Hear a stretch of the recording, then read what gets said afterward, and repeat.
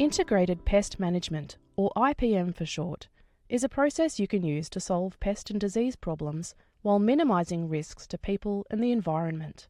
IPM can be used by beekeepers to manage all kinds of honeybee pests and diseases anywhere, in the city, on the farm, or in the bush.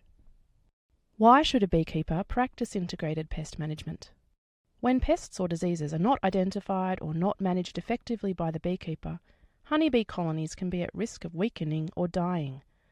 These pests and diseases may also spread to neighbouring colonies and apiaries, creating a widespread, ongoing problem. Major economic losses can result for the beekeeper directly affected, as well as beekeepers nearby. Growers requiring pollination services can also be affected as there are fewer healthy colonies available to pollinate crops. This introduction to integrated pest management walks through the practical steps beekeepers can take to find, minimise, and either prevent, eradicate, or manage pests and diseases in their colonies. Hoping for the best for your honeybees and doing nothing to inspect and manage your colonies for pests and diseases is not an option. A lot can happen between honey flows. Healthy bees start with the beekeeper. How to do integrated pest management. IPM is the most effective strategy for proactively managing pests and diseases before they do irreversible harm to one or more colonies. IPM is integrated. Beekeepers integrate multiple methods for prevention, control, and management of pests and diseases. IPM is focused on pests and diseases. Every beekeeper is responsible for being able to identify and understand the biology of pests and diseases. There's no bee vet you can take your honeybee colony to tell you what's wrong with it. Beekeepers need to be able to identify pests and diseases or know how to sample them and send suspect samples to an accredited lab.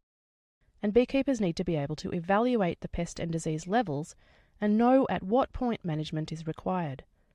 The goal is to keep pests and diseases below their dangerous thresholds. IPM is management of pests and diseases in an integrated way. Beekeepers take steps to eradicate or control pests and diseases when they find them at levels that are dangerous to the colony. There are usually several types of management options depending on the specific pest or disease. If you've never heard of IPM before, don't worry. Chances are you're probably already using this strategy on a pest or disease. Let's walk through IPM for Australia's endemic pest, small hive beetle. IPM for small hive beetle integrates multiple methods for its control. Cultural prevention and control is the largest part of the IPM pyramid, followed by mechanical control, and then chemical control as a last resort to control dangerously high levels of small hive beetle. Cultural prevention and control to reduce small hive beetle reproduction is the first step. There are many cultural means to control small hive beetle, including maintaining strong, healthy colonies with a good bee population to comb ratio, keeping your apiary orderly and hygienic.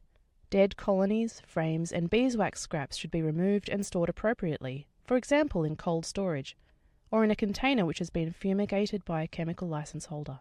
The apiary ground should be kept free of thick grass and leaf litter, which makes the ground more suitable for small hive beetle to complete its life cycle in.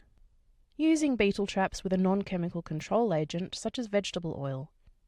Using ventilated bottom boards.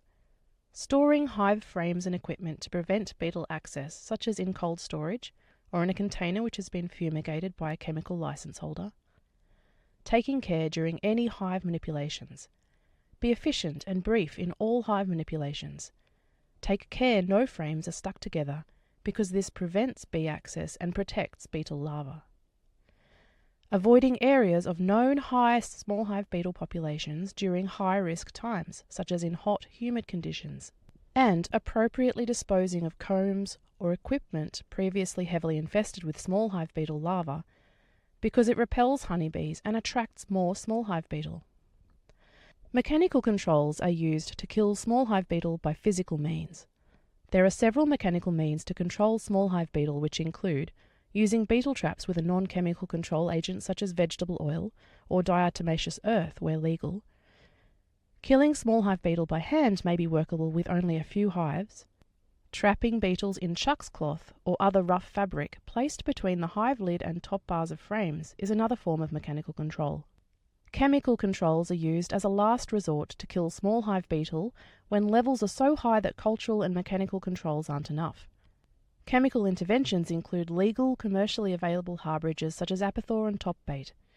These products use the synthetic pesticide fipronil and may be required when small hive beetle populations reach damaging levels.